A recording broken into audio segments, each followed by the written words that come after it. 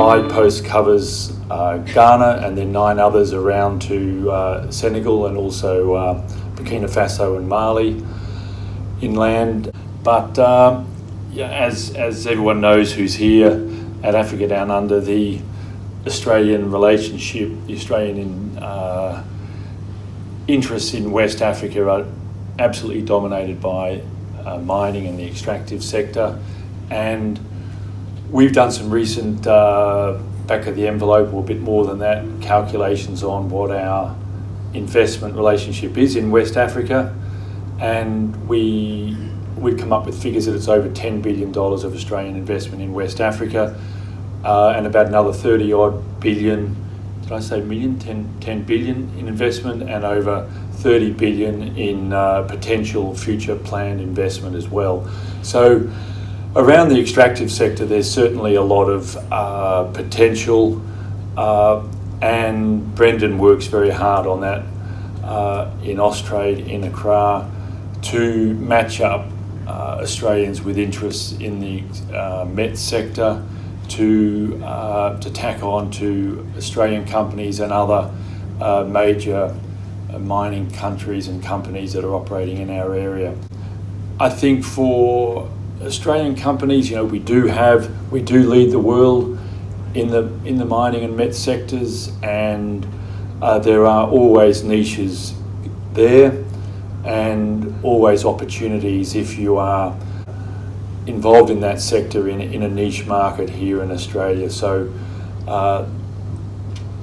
there is still a lot more to be gained there. While Australians and the world has been mining in Africa and West Africa for a long while, really in West Africa it's been focused in Ghana. There's still huge potential in Burkina, Mali and Cote d'Ivoire, Guinea, massive, Liberia, Sierra Leone, and even Senegal. So all the countries have got a lot more resources to be discovered and to be exploited. So the story is not over at all when it comes to extractives in the West Africa.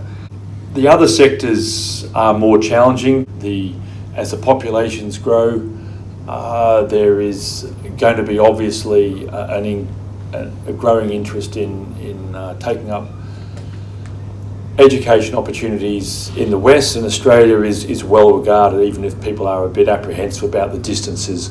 We do have a reputation as being friendly and safe, and so that makes it attractive. And because of the populations, it only needs to be a small percentage of the population to be wealthy enough to be significant in numbers of people who are prepared to pay for their education, fee-paying students. And also, I think it's been said over this week that the alumni from our Australia Award Scholarship Program are also very good ambassadors for our universities for fee-paying students, and that's something that we also are very conscious of and also want to exploit that niche as well. West Africa generally is very challenging. You've got to know your country well before you go in there. As Di Fleming said earlier this afternoon to me, she suggests that people go in there as a tourist, check out the country, check out the region first, get a feel for it, and then follow up with your business idea. You need to have a local partner, of course, everyone talks about that, but there's local partners and you've got to make sure you get a good one, because a lot of people will claim that they know something or know a sector or have the connections, but you could be seriously misled there. Another feature of doing business in West Africa, and it's probably common to a lot of places in the world, is that there are, for every question you ask, and this is across a whole range of issues, you'll get several different answers. So ask the same question to many people. If you're pursuing an idea, pursuing an angle, don't take the first or even the second answer that you get for it. You've got to really delve in deep, triangulate the responses that you get, double check, triple check, quadruple check, because across every area you'll be getting lots of different answers to the same questions. Ghana also has quite an active GIPC, the Ghana Investment Promotion Commission. That's something that you should also touch base with if you're going into Africa. If you're going into Ghana, they are quite encouraging and they're a pretty reasonable outfit. A caution though on all of this is that while the government talks about being open for business and encouraging investment, there are mixed signals out there. There's, at the same time as the GIPC and the government's trying to encourage investment, there is also quite a push for local partners and local content, and that can really slow things up and give off challenges, and also cut into the bottom line if you've got a bit of a free carry of a local partner who's not pulling their weight. That can obviously be pretty difficult for a business trying to set up or even operate, and established businesses in Ghana in the mining sector are coming up against this challenge of now having to come up with a local partner or comply with local content rules that make things quite challenging. Something that's fairly new on the radar to Ghana is the oil and gas sector, which is going through really a bit of a boom. There are, I think, 3 oil fields now that are producing. There's around just under 200,000 barrels a day at the moment, which is reasonable for a small country. And the projections are in the next couple of years, 4 or 5 years, that will go up to 500,000 barrels per day. And by the end of the 2020s, it could be up to 1 million barrels a day, and that's very significant. So while the European and American oil companies, ENI, the Norwegians, Total, they dominate at the moment, or they do dominate, and they will continue to dominate in the oil and gas sector in Ghana. There will be niches for Australian companies there in the production area. And I saw on the slide before that Ghana was listed on the list of countries with the oil and gas sector, but also Senegal. And there we are on a bit of an inside running there with Woodside, on the cusp of making a decision about final investment. And if their investment goes ahead, it's very, very big, very significant for Australia, and very significant for Senegal as well. It'll be their first offshore oil production onshore as well. The first of 2 fields that will come into production, I think by 2022 is their aim. But with that comes a lot of training opportunities as well for Woodside. They are looking seriously at having to train up a workforce in Senegal that has no experience in the offshore oil and gas field. So everything from, I think, welders were mentioned earlier in the context of Kenya. There will be this on steroids for Senegal in the coming years, I would say, if the Woodside investment goes ahead. And highly technical, so Senegal just doesn't have the workforce for this at the moment. And if we can capitalise on that, if Australian suppliers do have a niche there, well, I think there's really exceptional opportunities that await people who get off the mark there quickly and work with Woodside. I'll talk briefly now about the Africa Continental Free Trade Agreement. This has been greeted by a lot of excitement in Africa and no less in Ghana, which was awarded the hosting of the Secretariat just a couple of weeks ago. So there's a lot of excitement in Ghana on it, as I say, and it's a question really of trying to distinguish the hype and the enthusiasm from the reality. And like a lot of things in Africa, the reality doesn't quite match the ambition, and it's probably in a nutshell, it's not going to be the nirvana or the golden egg that a lot of people would hope. But that said, I think it's the start of a very, very important and very, very good process for Africa.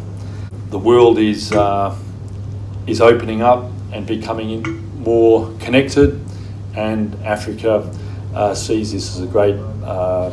They've learned the lessons that maybe you could say the UK hasn't learned or has forgotten.